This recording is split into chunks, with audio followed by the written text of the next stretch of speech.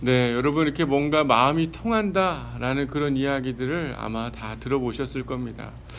며칠 전에 이제 한 목사님이 이렇게 마트에 가서 물건을 먹을 걸 사오면서 집에 들어가는 길에 따님한테 전화가 왔다는 거예요. 그러면서 정말 따님이 직감이 너무나 좋은지 아빠 오늘 뭐 사가지고 들어오지 이렇게 이야기를 했다는 거예요.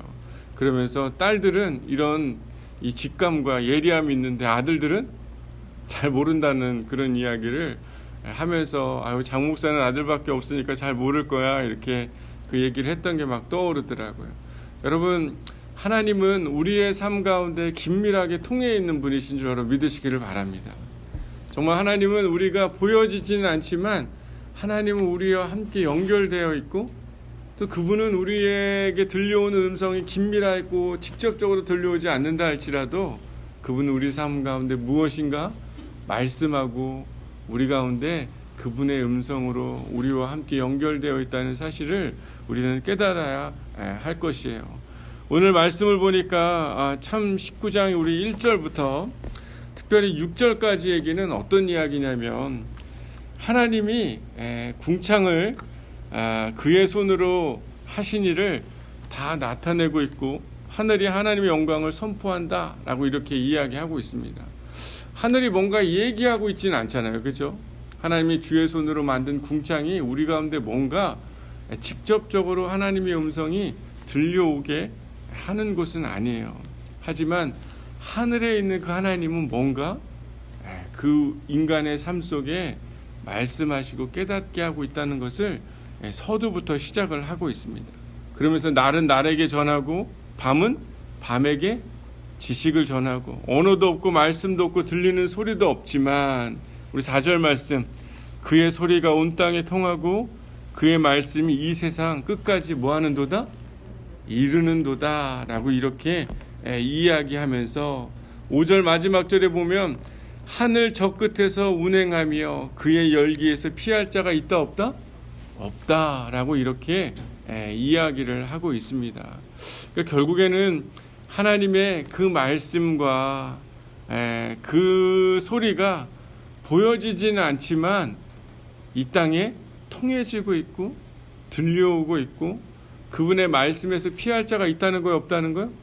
없다라고 이 시편 기자가 아주 분명하고 정확하게 이야기를 합니다.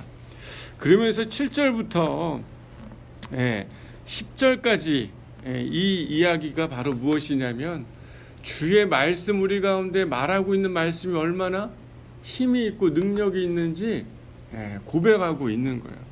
그분의 말씀이 어떻다는 겁니까? 영혼을 소생시키고 증거가 확실해서 우둔한 자에게는 무엇을 준다고 이야기합니까?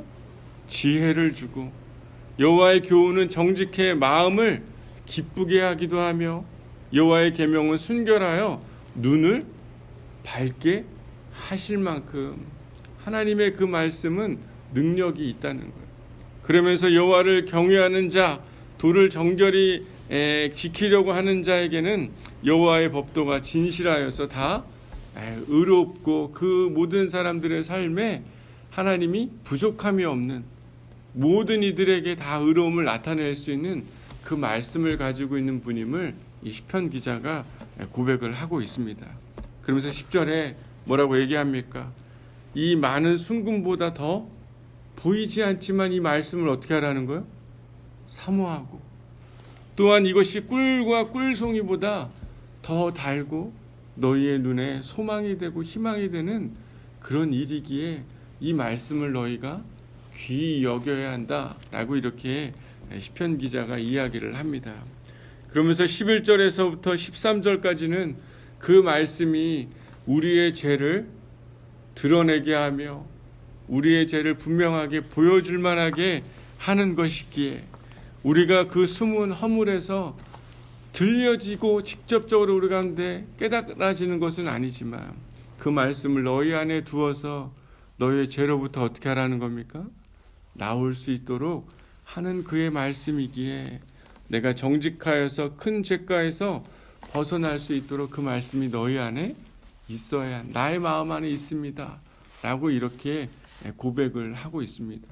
저는 그러면서 이 말씀의 마지막 말씀이 아, 왜 이 이야기를 했는지, 하나님이 이 세상 가운데 왜 피할 자가 없고 그분의 말씀이 이 땅 가운데 전해지고 있는 그 이야기, 그리고 그 말씀이 얼마나 능력들이 있고 그 말씀이 내 안에 자리 잡아서 내 안에 있는 부끄러운 죄들을 떠나갈 수 있도록 하게 하는 힘이 있는 그 말씀.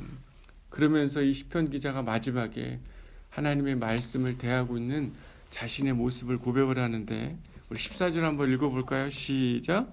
나의 반석이시요 나의 구속자이신 여호와여, 내 입의 말과 마음의 묵상이 주님 앞에 연락되기를 원하나이다.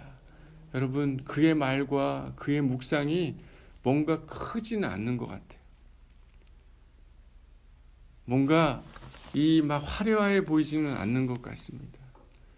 하지만 그 자신의 입술의 고백과 자신의 마음속에 말씀으로 묵상되어지고 있는 것들이 하나님과 지금 통하고 있다는 거예요? 안 통하고 있다는 거예요? 통하고 있다는 거예요. 지금 내가 그런 당신과 나의 삶 속에 주님이 나에게 주신 그 꿀송이보다 더 달며 나를 지혜롭게 하며 내 삶에 힘을 주며 그 말씀이 내 안에 나를 다스리고 있기에, 그 말씀으로 인한 나의 고백과 마음의 묵상이 당신에게 보여지지는 않지만 그 마음과 그 묵상이 주님에게 드려지기를 소망하고 있는 다윗의 고백이 오늘 보여지고 있습니다. 사랑하는 여러분, 하나님의 말씀은요, 우리 가운데 눈으로 보여지지 않지만 여전히 우리의 삶에 영향력을 주고 있으며 우리와 잇대어 있다는 사실 여러분 깨닫기를 소망합니다.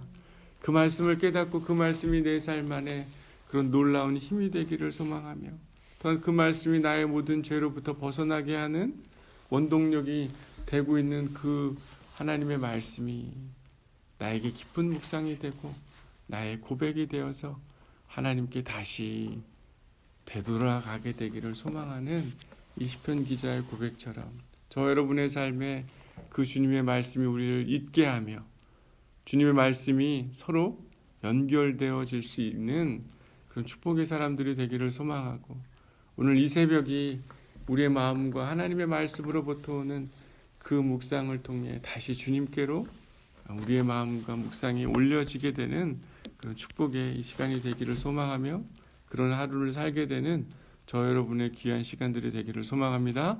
우리 기도하겠습니다.